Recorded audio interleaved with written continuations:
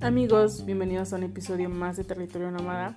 Realmente estamos muy felices de que podamos continuar un año más con ustedes, de comenzar un año lleno de nuevos propósitos, de nuevas metas. Tenemos muchas sorpresas. Queremos brindarles la mejor información para ustedes y que sigan escuchando nuestro podcast con un contenido dedicado totalmente a la planeación de las ciudades, de la mano de expertos y de colegas y también de la ciudadanía, ya que ellos son quienes viven día con día la ciudad y quienes saben perfectamente cómo es este metabolismo cotidiano que día con día va cambiando, ¿no? Y más en estos tiempos de pandemia. Entonces es importante e interesante que todos estemos informados de todo lo que ha pasado en la ciudad, tanto de la Ciudad de México, tanto en otras ciudades de la República Mexicana, ¿no? En esta semana las colegas Mónica Rivas y Karen Galicia tienen la oportunidad de entrevistar a un profesional dedicado de las ciudades, el arquitecto Roberto Evenchus, quien nos platicará un poco sobre el proceso de elaboración, coordinación y aprobación del Programa General de Desarrollo Urbano del Distrito Federal y del Programa de Ordenación de la Zona Metropolitana del Valle de México. Estos programas nos resultan muy interesantes, ya que en los últimos años ha habido intenciones de renovarlos, pero por X o Y motivo no se ha podido. Y bueno, queremos saber la visión y todo el trabajo que esto implicó para el arquitecto elaborarlos y aprobarlos por unanimidad. Entonces, sin más preámbulos, comenzamos y disfruten mucho el episodio. Buenas noches, arquitecto. Gracias por aceptar esta invitación a esta pequeña entrevista sobre su experiencia. Y bueno, pues comenzamos, Moni. Arrancamos, Karen. Hola, amigos de Territorio Nómada. Nos encontramos con el arquitecto Roberto Evenchus. Él es un especialista en muchos temas y, bueno, principalmente ordenamiento territorial, vivienda. Vamos a tener una charla con él. Nos da mucho gusto tenerlo, arquitecto. Bienvenido. Muchas gracias. A sus órdenes. Arrancamos con la primera pregunta.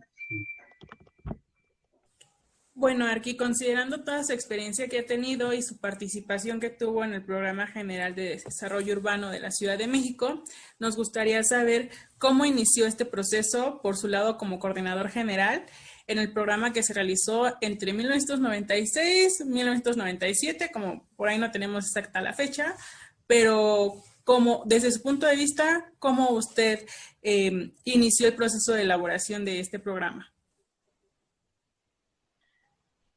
Bien, pues como todos los programas, se inicia con un interés de las partes que intervienen. En este caso fue el gobierno de la ciudad. En ese tiempo estaba el arquitecto Juan Gil Elizondo como secretario y el arquitecto Francisco de Ea como director general de Desarrollo Urbano. Yo tenía ya relación con ellos de épocas anteriores, donde habíamos compartido y habíamos colaborado juntos. Y pues hubo una invitación al programa de investigación metropolitana de la UAM, y empezamos a plantear los objetivos y características hasta que se aprobó la realización del programa. Coincidieron cosas interesantes porque ellos decidieron, cosa que yo aplaudo y que fue muy bueno. Arrancamos el programa general simultáneamente con los 16 programas delegacionales. Nosotros solamente trabajamos el general y hubo otros grupos de especialistas que trabajaron en los diferentes programas delegacionales. Pero esto permitió que hubiera una coordinación, una colaboración en los dos niveles de planeación, y que el resultado final fuera de total coherencia entre lo que se proponía en el programa general y lo que se desarrollaba ya con mayor detalle en los programas delegacionales. Y bueno, así fue como empezó y se desarrolló el asunto. Digamos, y de este proceso, arquitecto, ¿cuánto tiempo fue pasando para un poco abundar más? ¿Cuánto tiempo fue desde que inició, desde que tuvo estas charlas? ¿Cuánto llevó esta planeación del proceso? En este caso, es importante comentar que antes de iniciar este proceso, nosotros habíamos hecho un estudio para el Estado de México, un estudio muy grande que empezó llamándose algo así como Programa de Desarrollo para el Valle Cuautitlán-Texcoco, que si ustedes lo buscan en la geografía, pues nunca lo van a encontrar. El mentado Valle Cuautitlán-Texcoco no existe. Esto era la visión del fenómeno metropolitano desde el punto de vista del Estado. El Estado de México quería resolver sus problemas metropolitanos, pero considerando solamente su territorio. Por eso se hablaba del Valle Cuautitlán-Texcoco, que es esta prolongación de la Ciudad de México hacia el norte y después hacia el oriente, es decir, esta media luna que cubre, es decir, que rodea la Ciudad de México. Y bueno, en el camino nosotros los convencimos de que le cambiaran de nombre al niño y que se llamara Zona Metropolitana del Valle de México. Y esto no es un problema nada más de nombre, sino de la concepción del fenómeno. Lo que se intentaba era reconocer que el fenómeno es uno solo. Hay fronteras entre la Ciudad de México y el Estado de México que son fronteras político-administrativas que tienen su importancia, pero en el funcionamiento real del fenómeno urbano, esto simplemente no existe. Es decir, la ciudad es una sola y así hay que tratarla. Y cuando lo estudiamos y cuando generamos estrategias para atender los problemas, pues deben entenderse como un todo y no como una fracción que está ubicada dentro de una circunscripción político-administrativa. Entonces, esto fue un antecedente importante y de ahí partimos para hacer el programa de desarrollo urbano de la ciudad de, bueno, en aquel entonces era el Distrito Federal, y inmediatamente después, ya en conjunto, esto es una experiencia importante, logramos poner de acuerdo al Estado de México y al Distrito Federal y hicimos esta propuesta del programa de ordenación de la zona metropolitana del Valle de México, pero con dos jefes, es decir, teniendo tanto al Estado como al gobierno de la ciudad como responsables de un solo programa. Y esto fue muy interesante. Ahí tuvimos una participación de mucha gente y fue un proceso de intercambio y de relación con el gobierno y también con la población.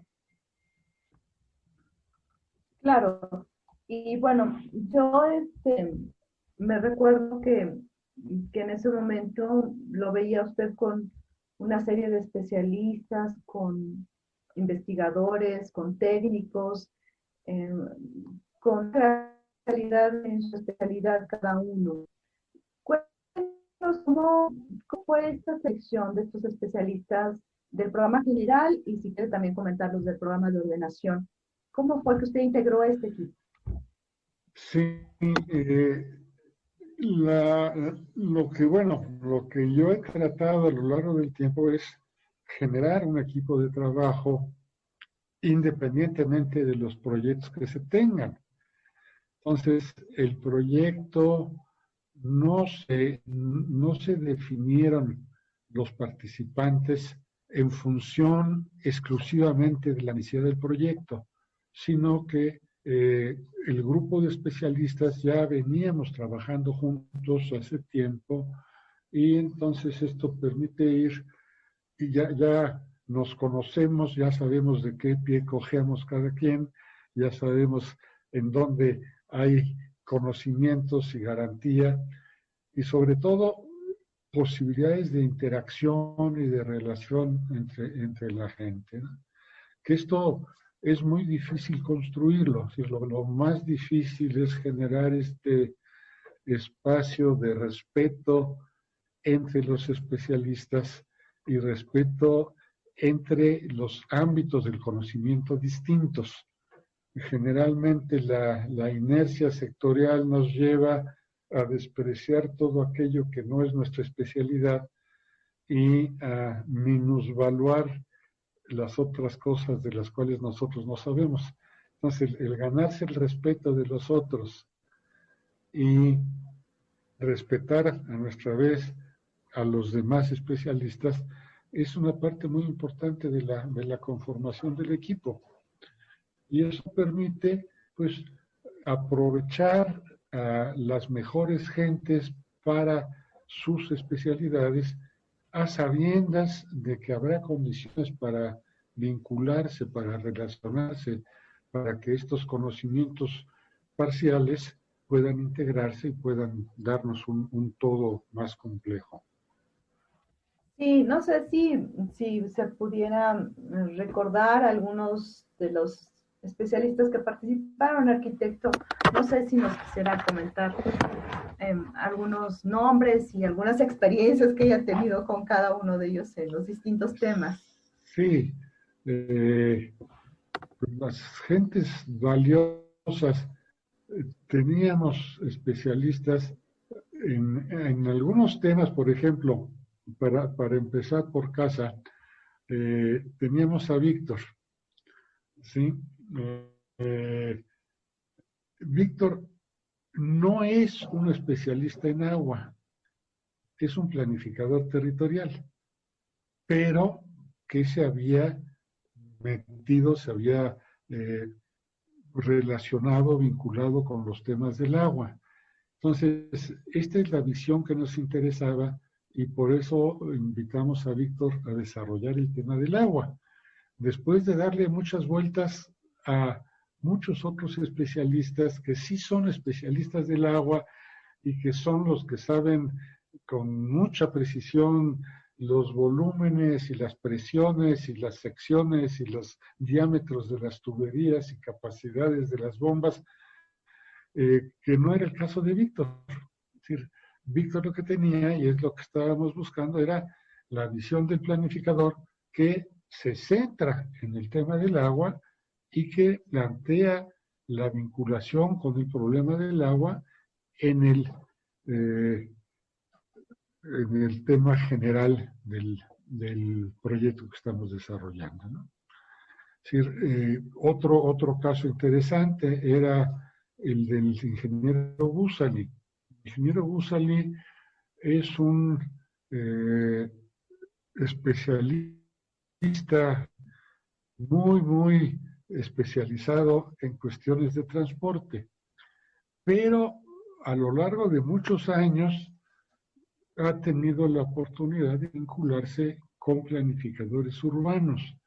Entonces, no es este técnico de transporte rígido que ve las cosas como ingeniero, sino que es una gente con una mentalidad mucho más abierta, que entiende el problema urbano y que entiende el papel que le corresponde a la movilidad dentro del ámbito urbano.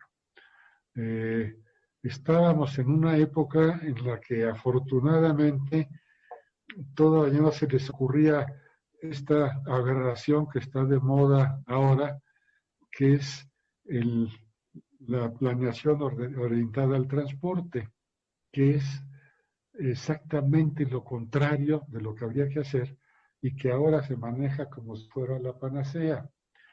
Es decir, el transporte tiene que estar supeditado al desarrollo urbano, es decir, es la política urbana la que nos va a definir los requerimientos del transporte y de la movilidad, y no al revés. Entonces, esta salida moderna de supeditar el desarrollo a las condiciones del transporte es una aberración y es aceptar de entrada el fracaso de la planeación y decir no hay nada que hacer, tomemos al transporte como director y en función de eso desarrollemos. Bueno, entonces, al seleccionar un especialista, pues hay que conocer cuál es su orientación, cómo ve la ciudad, cómo le interesa fortalecer estas visiones de criterios integrados y de esa manera trabajar. Otra gente muy valiosa que trabajó con nosotros fue Pedro Moctezuma, que trabajó el tema de participación.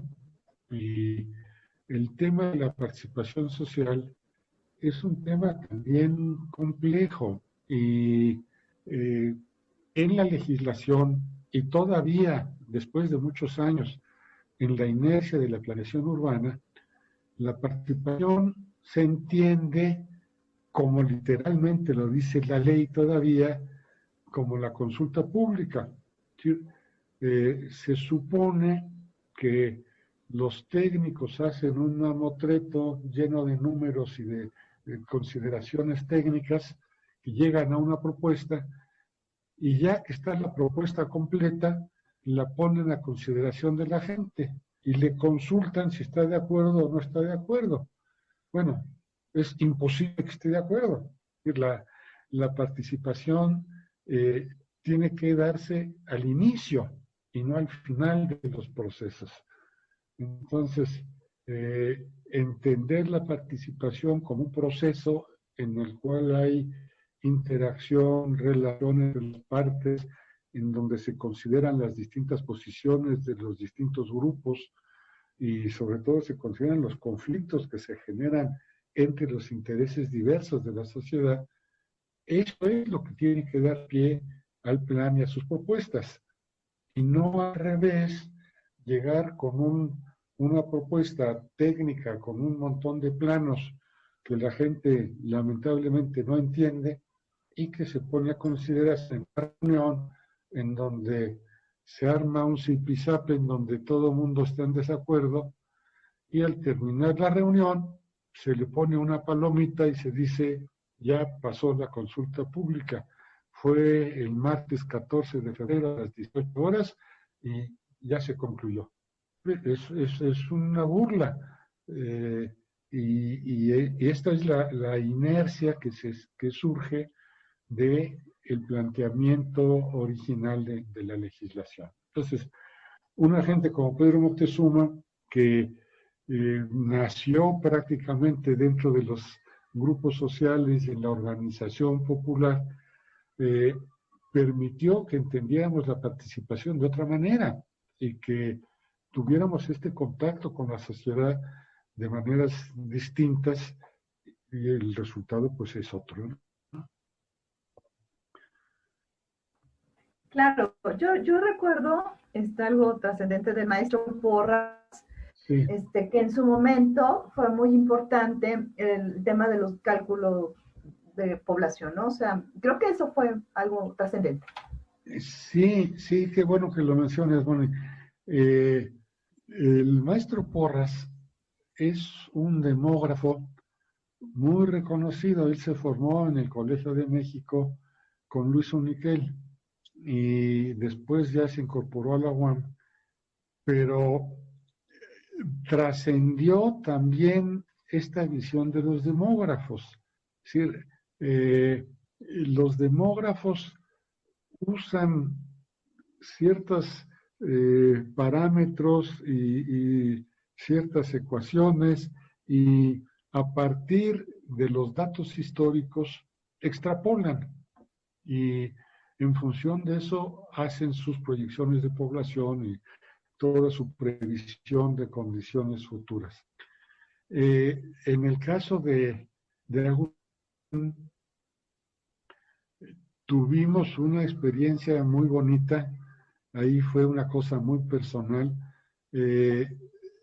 Agustín hizo todo el trabajo tradicional de los demógrafos.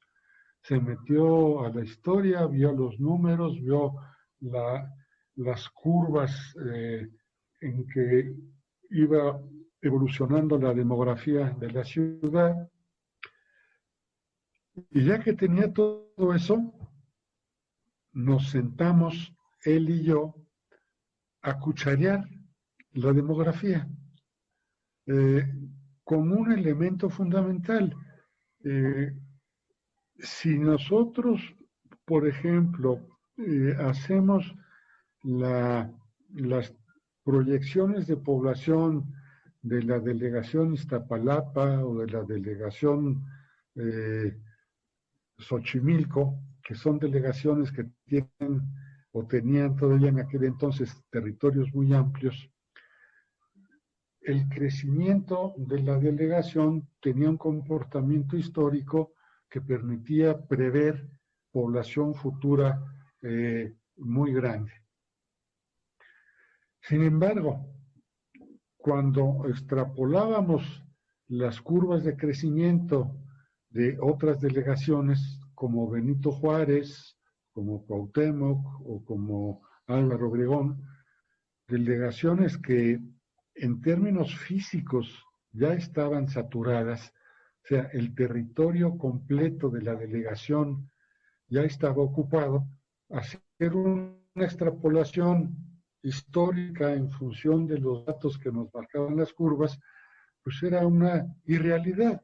Es decir, los números de población que se planteaban ahí jamás iban a caber en esas delegaciones porque no había las condiciones físicas para que cupieran y porque además estaban dando ya fenómenos económicos, sobre todo la parte de especulación con el suelo, que no corresponde con las capacidades económicas de la gente.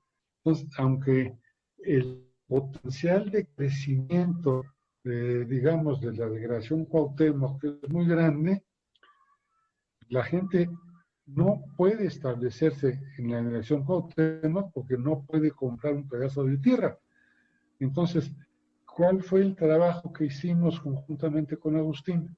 Reflexionar sobre estos temas y decir, bueno, podemos extrapolar la población general de la Ciudad de México.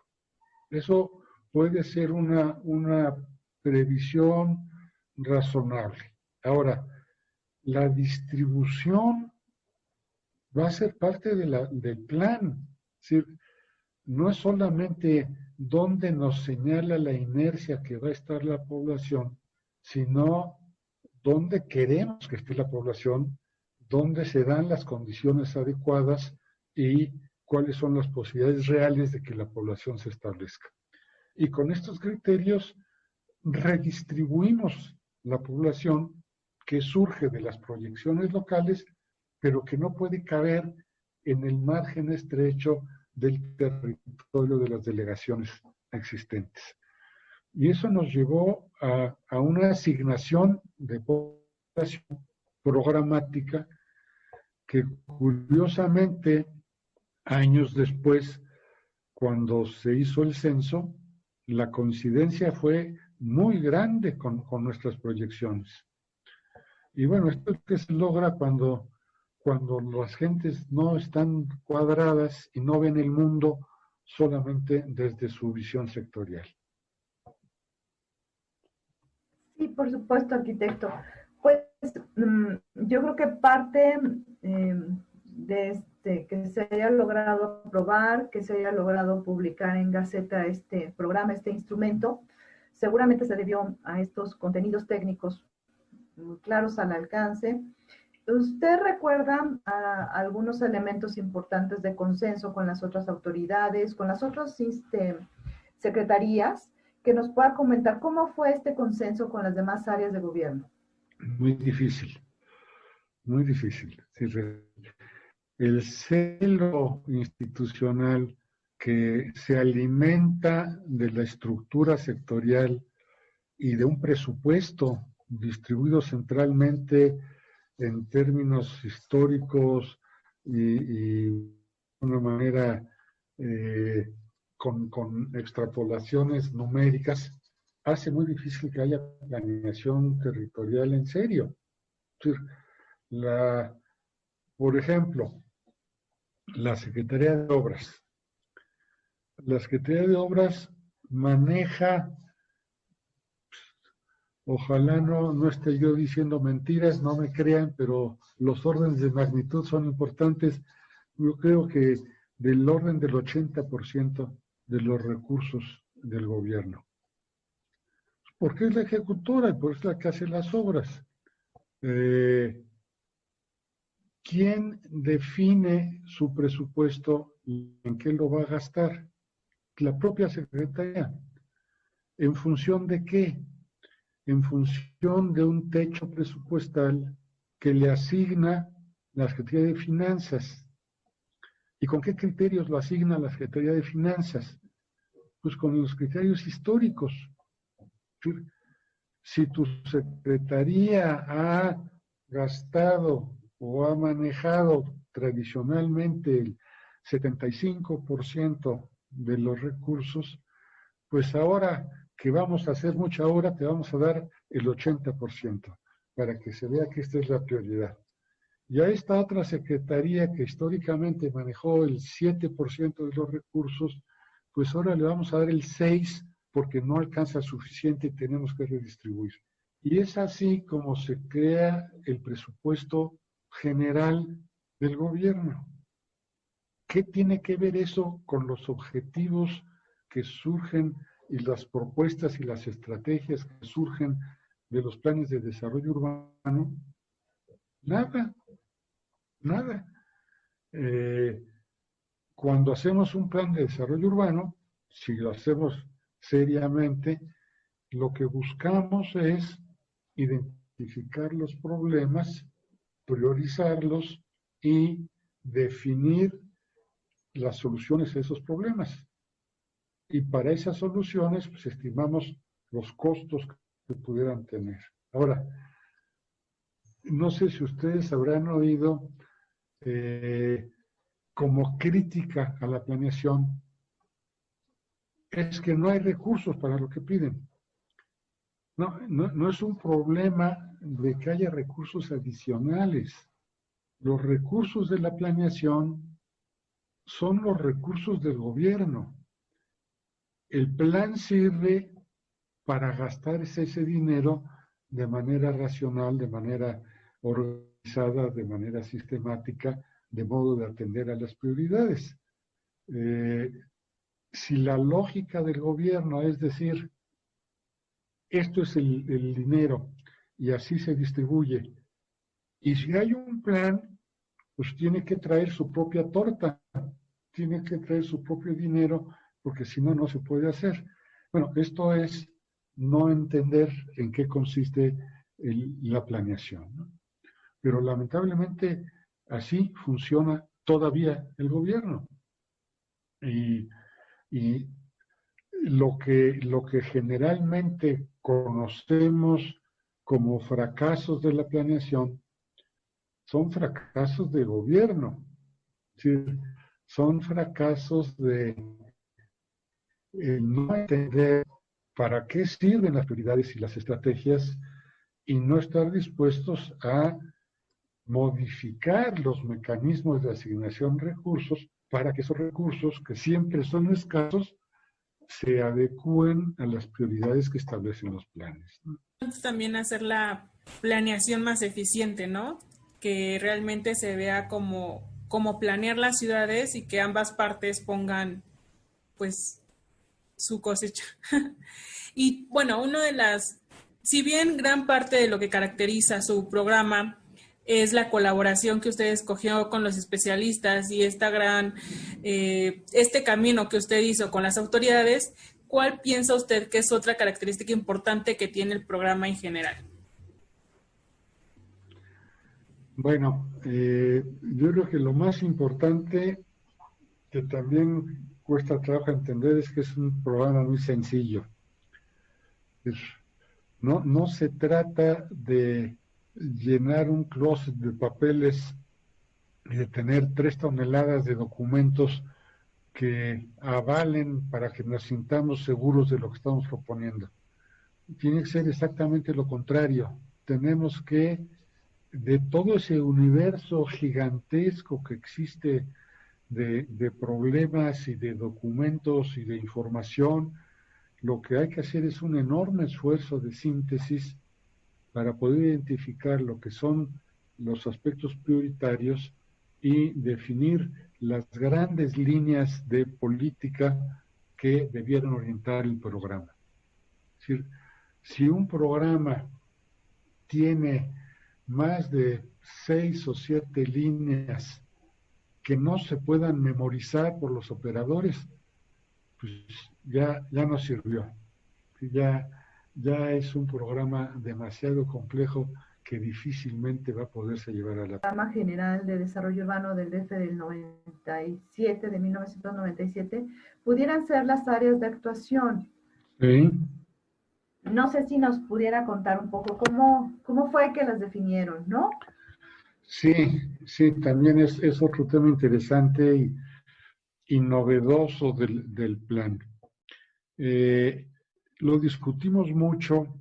Quien estuvo a cargo de la parte instrumental del plan fue Alberto Révora, que es una gente con mucho conocimiento y mucha información sobre la ciudad, pero sobre todo general sobre los procesos urbanos. Y se trataba de,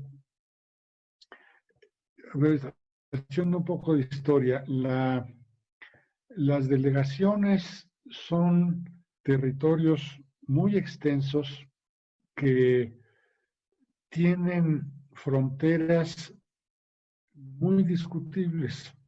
Es decir, estas fronteras se crearon hace muchos años y obedecen a conflictos y a situaciones particulares y a fenómenos especiales, y a lo largo de la historia se fueron generando estas definiciones de frontera que existen dentro de las delegaciones, pero no corresponden a problemas integrados. O sea, no podemos decir que el problema prioritario de la delegación Cuauhtémoc es este, o la de Xochimilco, o la de la Magdalena Contreras es este.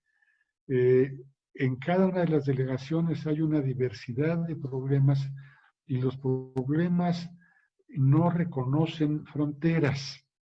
Entonces, tratamos de generar políticas territoriales más amplias que no forzosamente se circunscriben a los límites de delegaciones, pero que abarcan espacios importantes. Entonces, tratamos de caracterizar esos grandes temas que se dan en la ciudad, y fue ahí donde hicimos esta clasificación de áreas de actuación. Es así que aparecieron áreas de actuación con potencial de desarrollo, áreas de mejoramiento, áreas de coordinación metropolitana, en fin, temas que son temas importantes de la ciudad y que tienen una ubicación territorial, pero que no corresponde o no respeta límites delegacionales. Entonces, con estos criterios, planteamos estas grandes áreas que estarían sujetas a políticas específicas. Sí, Así, por supuesto. así en las áreas. Claro, que son las políticas urbanas, o sea, una estrategia urbana, ¿no? Así es. Arqui, y yo creo que también vale la pena recordar que, bueno, que el programa general contó con los primeros planos, pienso yo, en sistemas de información geográfica, o sea, fue un arranque, ¿no? Desde la UAM, ¿no? En digitalizar las cosas, en tener una plataforma digital, yo creo que es un esfuerzo importante donde se inicia, ¿no? Este proceso así, Así es. Sí, ¿no? sí. Eh, el tema de la cartografía y los sistemas de información geográfica es un tema que se ha desarrollado enormemente en los últimos años. Sí, cuando yo les digo que cuando yo estudié hacíamos las cosas a mano y a lápiz y con plumones y con papelitos, pues la gente se ríe, ¿no? Dice, ¿cómo es posible? Esto es la prehistoria. Pues sí, eh, avanzamos muy rápidamente. Y sí, en esas etapas nosotros empezamos todavía, aunque ya se manejaba la cartografía computarizada, todavía los sistemas de información geográfica estaban en pañales y nosotros ahí pues hicimos también avances importantes. Fue la etapa, digamos, de mayor producción de información por parte del PUEM.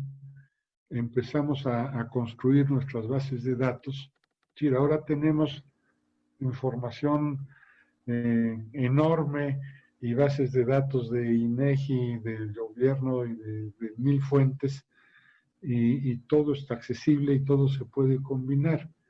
En aquellos tiempos era muy difícil todavía y había que construir nuestros propios datos, nuestras propias bases, las plataformas en las que íbamos a trabajar y había que estar incluso vectorizando la información y captando puntos en los planos y convirtiéndolos en información digital. Entonces era un trabajo muy difícil y fue, bueno, en estas épocas fue que empezamos a formar al grupo que trabaja la parte de sistemas de información.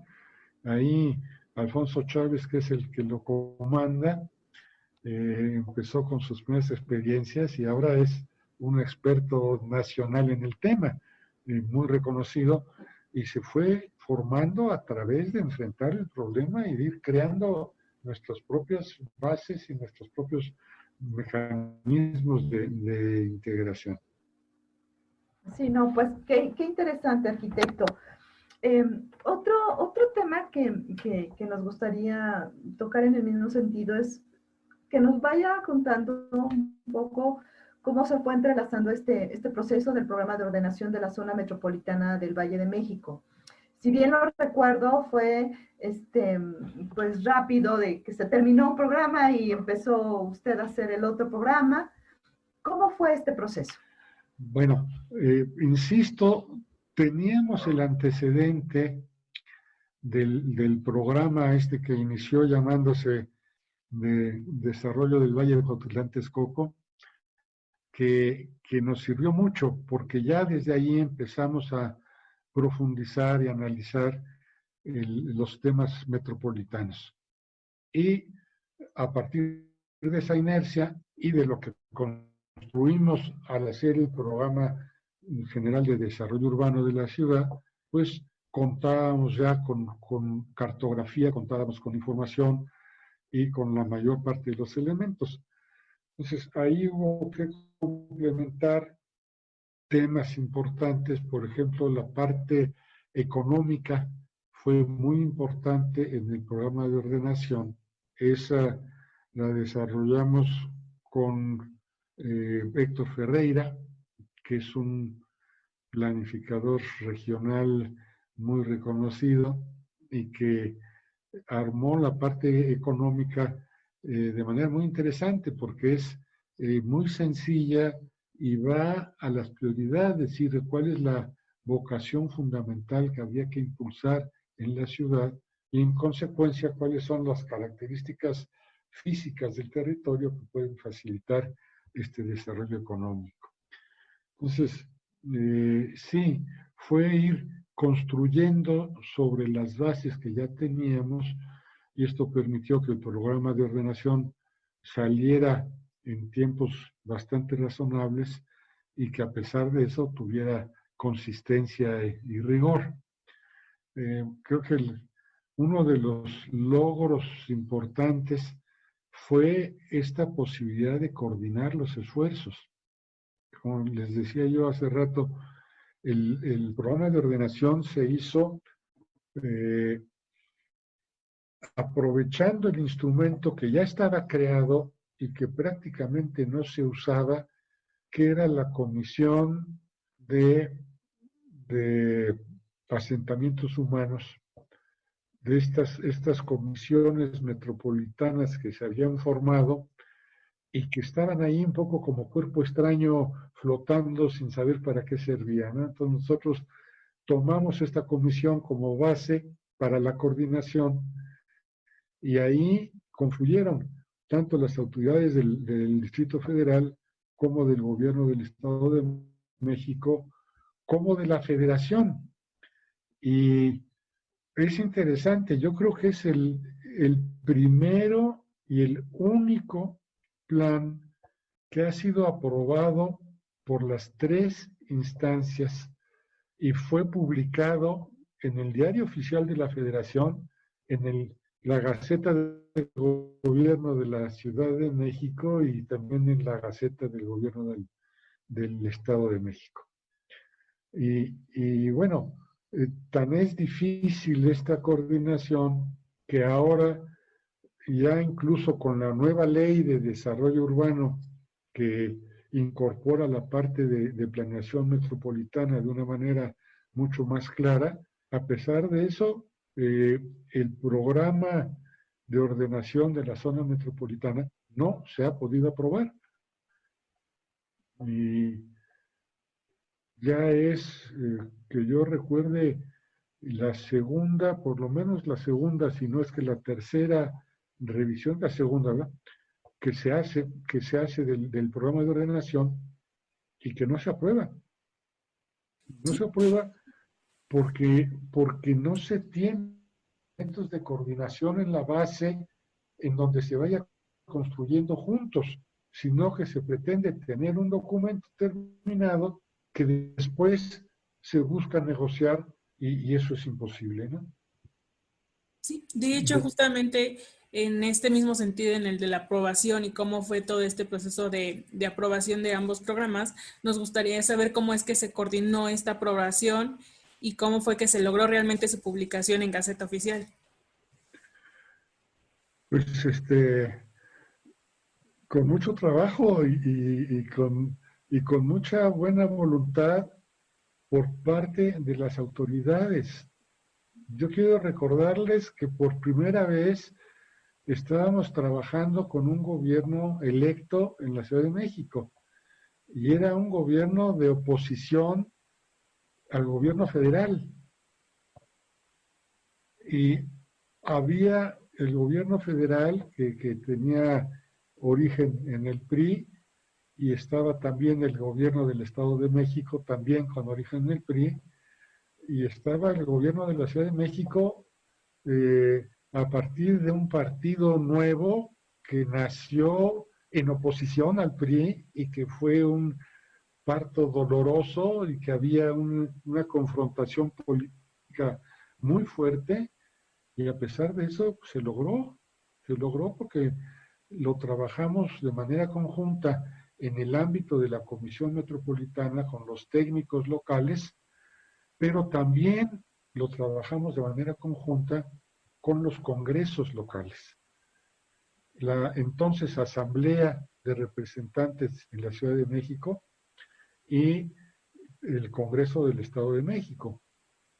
Y fue esta negociación con las distintas instancias la que permitió que se aprobaran. Recuérdense que en el programa general, del 87, no, 97, se aprobó por unanimidad en la Asamblea, cosa que no ha vuelto a suceder. Y se volvió a aprobar en el Congreso del Estado de México y la Federación, que ahí la legislación no lo lleva a nivel de Congreso, la entonces Secretaría de Asentamientos Humanos también lo aprobó y fue así que que se publicó en el Diario Oficial. Entonces, yo creo que esto lo que demuestra es que sí se puede. Es decir, que no hay que partir de la derrota original y decir, no, es inútil que intentemos hacer esto porque las autoridades son de signo contrario y jamás se van a poner de acuerdo. Pues no es cierto. Cuando hay buena voluntad, interés y inteligencia de parte de las autoridades, pues sí, las cosas se logran. Justamente otra anécdota que nos gustaría consultarle es que si bien ya una vez aprobado y publicado estos programas, desde su punto de trabajo que se encontraba en ese momento, ¿cómo fue el desarrollo y la implementación de estos programas ya siendo usted, siendo secretario de la dependencia que se encargó de desarrollar estos programas? Sí. La de desarrollo urbano. Esa es la parte más difícil, ¿sí? Básicamente, por lo que yo les comentaba antes, la inercia programática es muy fuerte y cada sector tiene su propio programa y su propio presupuesto y sus propios objetivos y cada secretario depende directamente del jefe de gobierno y las funciones de interacción pues resultan muy difíciles. Pudimos interactuar con algunas secretarías muy bien, por ejemplo, con la Secretaría de Desarrollo Social, con que estaba la doctora Clara Hussingman, que es una mujer muy inteligente y muy sensible y que entendía la planeación y con la cual pudimos hacer muchas cosas.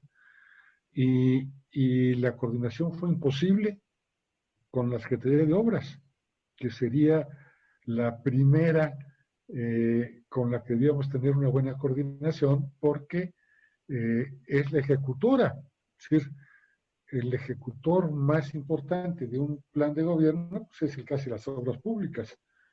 Pero en este caso había el interés de que las obras públicas las definiera el secretario de Obras Públicas de manera independiente y lograr que hubiera coordinación y que las cosas se hicieran dentro de la visión integrada, pues era muy difícil.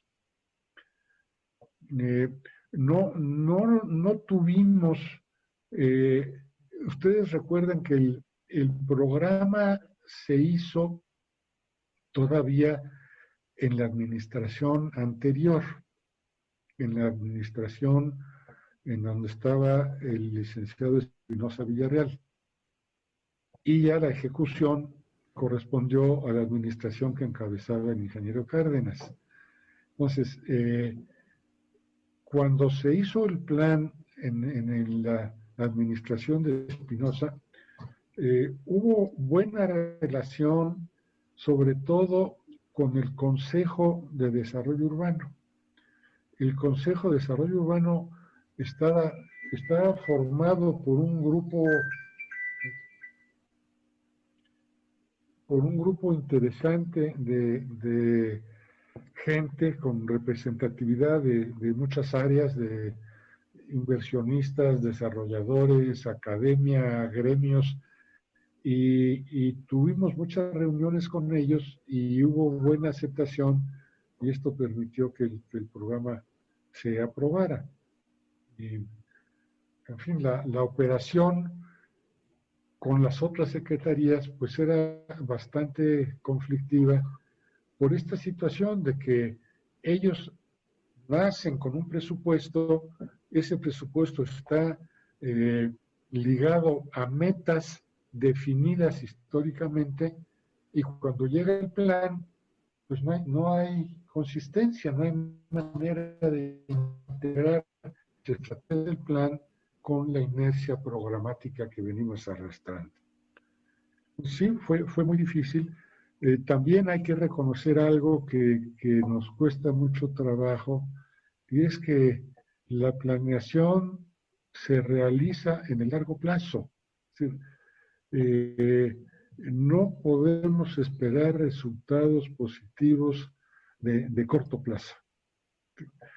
Yo, cuando me preguntan de este asunto de las metas y de los logros, yo lo que suelo decir es que ya soy lo suficientemente viejo como para haber visto coches circulando sobre las rayas de papel que yo hice. Pero entre el día que pone uno la raya en el papel y el día que los coches circulan sobre esa raya, pues pasan 15, 20 años. Entonces, cuando pedimos resultados de una administración o pedimos resultados de un ejercicio anual y queremos demostrar la eficacia de la planeación con estos resultados de corto plazo, pues es prácticamente imposible. Claro, arquitecto, yo creo que esta charla que queríamos tener con usted era por esa trascendencia del momento, de haber tenido un programa general, un programa de ordenación, 16 programas delegacionales de ese momento aprobados, ¿no? Y bueno, y ya usted como secretario también impulsó los programas parciales de desarrollo urbano. Yo creo que es un momento importante para la planificación urbana del Distrito Federal en ese entonces, hoy Ciudad de México, que no se ha repetido y que yo creo que es importante reflexionar al respecto. Realmente queríamos platicar eso porque hay 2 intentos que se han hecho de programa general, hay otros 2 intentos de programa de ordenación, y entonces, bueno, y muchos programas delegacionales que necesitan armonizarse todos ya, ¿no? O sea, me parece que eso es lo trascendente de esta experiencia suya, y que bueno, nos gustaría que si quisiera hacer un comentario final con lo que usted quisiera. Sí, yo creo que vale la pena plantearse algunas ideas en torno a los programas parciales. Esta fue una experiencia muy bonita que tuvimos en la Secretaría y también muy conflictiva. Estamos hablando de programas parciales participativos, pero participativos con mayúsculas, ¿no? ¿Cuál era el proceso de los programas parciales? Bueno, hacíamos la publicación en el periódico diciendo se echa a andar el proceso del programa parcial en tal lugar. Y a partir de ahí empezábamos a convocar a los grupos locales. Claro, hacíamos los recorridos de campo, identificábamos los problemas, teníamos alguna información, pero antes de tener ninguna propuesta, estábamos trabajando con los grupos, estábamos conociendo quiénes formaban los grupos, cuáles eran sus intereses, sus antecedentes, sus características, y nos juntábamos con ellos, y eran reuniones muy difíciles. Hubo una en donde nos sacaron a pedradas. No es una figura literaria, nos sacaron a pedradas, ¿cierto? Tuvimos que dejar que las muchachas salieran primero y protegerlas y llovieron piedras, porque es muy difícil que la gente entienda lo que significa el plan. Y bueno, en donde sucedió esto, que fue en la delegación Álvaro Obregón, allá en los límites con Coajimalpa, los líderes ejidales son muy fuertes y por alguna razón algún abogado que estaba asesorándolos con conocimientos parciales y deformados les hizo sentir que del plan dependía la asignación de los ejidos, o sea, que la propiedad ejidal estaba supeditada a lo que dijera el plan. Y entonces se armó prácticamente una revolución, porque el plan delegacional cortaba un ejido en dos partes. Es decir, el territorio del ejido ocupaba un espacio que estaba parte en Coajimalpa, parte en Álvaro Obregón. Y cuando dijimos que estábamos haciendo el programa parcial en Álvaro Obregón, pues se levantaron en armas, diciendo que ellos tenían también Coajimalpa y no podían, y no hubo manera de tener una conversación razonable en donde hubiera posibilidad de intercambiar opiniones. Fue una cerrazón y una violencia. En otros casos no llegamos a una violencia tan fuerte, pero surgieron cosas muy interesantes. Yo recuerdo, por ejemplo, en el caso de la Hipódromo Condesa, ahí había dos grupos encontrados. Un grupo que tenía sus propiedades y que sus propiedades ya tenían muchos años, eran originalmente viviendas unifamiliares, residenciales, pero resulta que los hijos ya se habían casado, formaron sus familias, se fueron a vivir a otra parte y quedaban los viejos viviendo en las casas en donde ya las casas les venían grandes, querían deshacerse de las casas y tenían inversionistas interesados en comprar las casas para hacer desarrollos departamentales. Pero el plan decía que la zona era unifamiliar.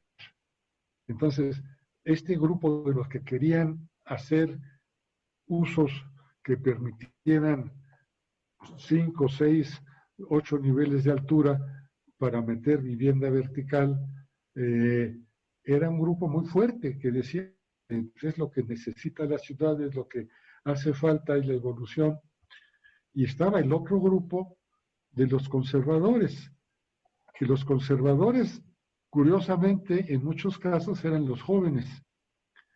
Los jóvenes de clase media, recién llegados a la colonia, es una colonia muy bonita, muy agradable, muy bien localizada, que llegaban a meterse en una casa de principios de siglo, que la arreglaban padrísimo, y decían, bueno, ¿cómo diablos se les ocurre que esto no va a ser residencial y unifamiliar? Esto hay que mantenerlo como unifamiliar. Y la confrontación era muy grande. Y bueno, yo recuerdo una reunión que tuvimos con los dos grupos metidos en mi oficina hasta las 2 de la mañana discutiendo las posiciones y tratando de razonar, y ahí llegamos a un acuerdo y el plan se aprobó y se publicó. Y el acuerdo fue bastante sensato. Destacamos cuáles eran las avenidas importantes, Tamaulipas, Nuevo León, Baja California, a la continuación, y dijimos, bueno, ahí metamos usos que permitan edificios en altura. Y en el corazón de las manzanas, en los centros, en donde están las calles secundarias, donde la densidad es más baja, pues dejemos ahí la vivienda residencial unifamiliar y así resolvemos las dos cosas. Y así salió el plan y se aprobó y se resolvieron los problemas. Pero costó mucho trabajo. Yo creo que uno de los elementos importantes, exacto, es el inicio también de la participación ciudadana aquí en el caso de la Ciudad de México.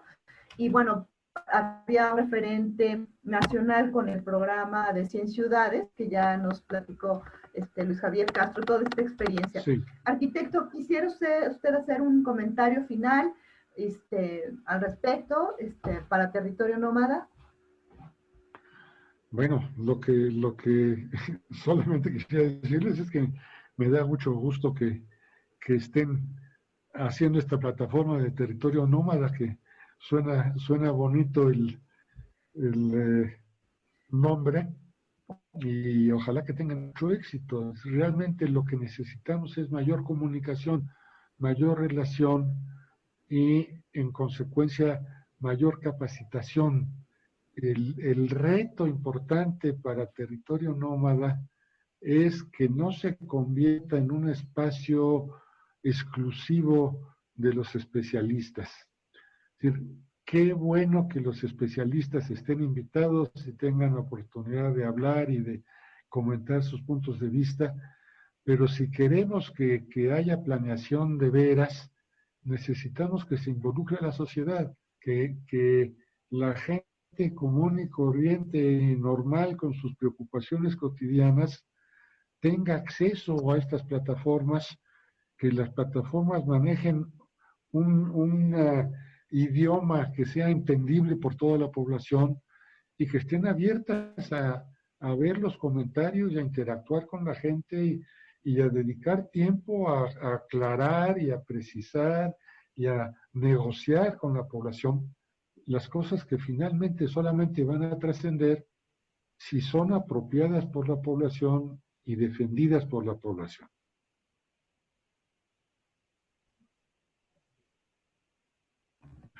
Sin duda, arquitecto, muchas gracias por la recomendación. Intentamos eso, que sea además una plataforma con diferentes perfiles de opiniones. Eso es un poco lo que buscamos y tomamos su recomendación con mucho gusto y lo vamos a hacer así. Le agradecemos su interesante charla. Nos gustaría tener otra más adelante con otros temas porque sabemos que con usted podemos hablar de muchos temas y de muchas cosas. Muchísimas gracias, arquitecto. Un gusto tenerlo. Muchas gracias, arquitecto. Gracias a ustedes. Me dio mucho gusto platicar con ustedes. Gracias, igualmente. Buenas noches. Buenas noches. Buenas noches. Hasta luego.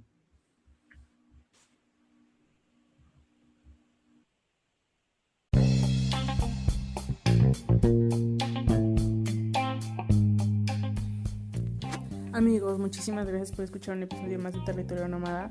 Realmente estamos muy felices de generar este espacio de conocimiento en el cual otros profesionales se pueden enterar de todos estos procesos que implica planear las ciudades, ¿no? Así como también la población. Entonces, no olviden escribirnos en nuestras redes sociales, en Facebook y en Instagram nos encuentran como Territorio Nómada. Y bueno, todos sus comentarios son bienvenidos y cualquier cosa, estamos muy atentos a todo. Muchísimas gracias, que tengan un excelente inicio de semana.